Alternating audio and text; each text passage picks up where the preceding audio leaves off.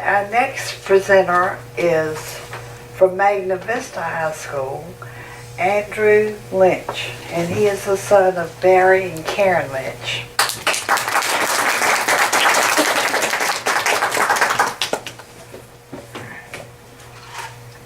Hello. Hello. Service is, by definition, the giving of oneself to others, usually expecting no compensation.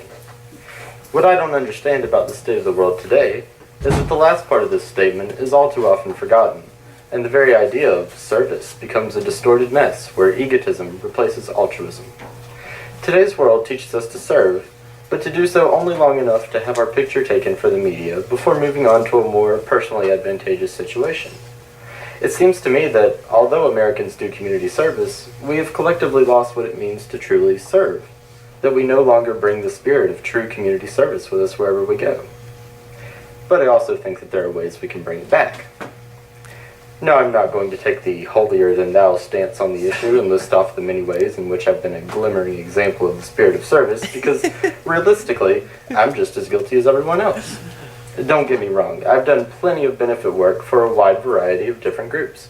But we all have those days where we think, why on earth am I doing this? Or, I seriously didn't think it was possible to get up this early on a weekend. But often, these sorts of questions are temporary instances of selfishness, distracting us from our noble duty, unless we really don't enjoy whatever task we're doing. Which brings me to my first point of how to truly embrace the spirit of service. Find projects that benefit things you really care about, or incorporate things you like to do. Now, this may seem simple, but you'd be surprised at the difference in an afternoon spent doing something you enjoy as opposed to doing something that you don't. Case in point, my Boy Scout troop sponsors pancake breakfasts, often with at least half the money going to a variety of different charities. It's a very fun way to make money, and we're generally able to raise quite a bit. I speak from experience when I say that it's much more enjoyable to interact with customers or make pancakes as a charity fundraiser than it is to spend large blocks of time with a donation jar outside of a grocery store begging people for donations. Yeah. And while enjoying yourself is important, it's important to not lose sight of how the work you are doing will eventually benefit your community, state, nation, or even world, as seeing the outcome help someone else is generally its own reward. Sometimes the physical effects of your service might seem very small, but may mean a lot to the person you're helping. In my Boy Scout troop, we once helped to clear a veritable forest of bamboo that was luring buzzards to the home of an elderly woman. Once there, they were tearing at her roof and causing many general forms of property damage. Before the troop stepped in, people were concerned that her roof would collapse from the sheer weight of the birds perching there alone. Although the woman had to stay inside during most of our project due to her own health concerns, nothing could describe the look of gratitude on her face when she finally emerged and saw her yard bamboo and buzzard free. She had no way to thank us than with her words, but it didn't matter, because even if just for that moment, the idea of service had become real to us. We had done something for someone that was literally unable of doing it herself, and we were thrilled. This was the first time that I understood what the spirit of community service was, and now I had a hunger for it. Because of my new passion for community service, I joined the Magna Vista High School Beta Club, a service-centered organization. While the kinds of projects we did there were different from the ones I'd done and would do as a part of Boy Scouts, they nevertheless meant a lot to those we assisted, like the families who benefited from our annual Christmas project and Adopt a Family style endeavor where the club members are given very rudimentary information about the children of a needy family whose parents, due to financial circumstances, could not afford to get presents for their children for Christmas.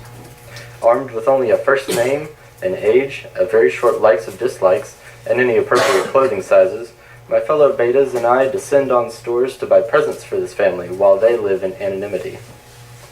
We may know who they are, or we may not, but the outcome is generally the same: a setting aside of personal desires to provide for this family. The result is usually boxes and boxes of presents, both for the children as well as for the parents of the family. Though we never meet them, it's heartwarming to read the cards of gratitude they'll send afterwards as they mention just how special we made the holiday for them. In Beta Club, we work to receive a minimum number of service hours per year, so people usually try and volunteer, mainly for projects which will give a high number of service hours. But the Christmas project gives very few hours, probably the fewest of any project during the year.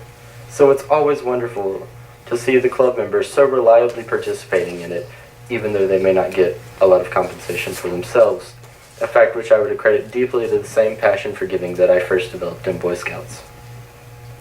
So while the spirit of altruism may be absent from the masses, the situation is undeniably not without hope. There is still a joy to be found in serving. We know it exists because we can feel it in our hearts when we see the smile on a veteran for whom we've made a meal, or that of a nursing home resident when our Christmas caroler group comes through, or even that of a small child enjoying a festival that wouldn't have been possible without our contributions. Even if the rest of the world can't fully appreciate this, it's certainly still out there. And it's the duty of everyone who has experienced the spirit of service to lead by example and show the world that through passion and dedication, the desire to help others selflessly can once again become an integral part of our culture.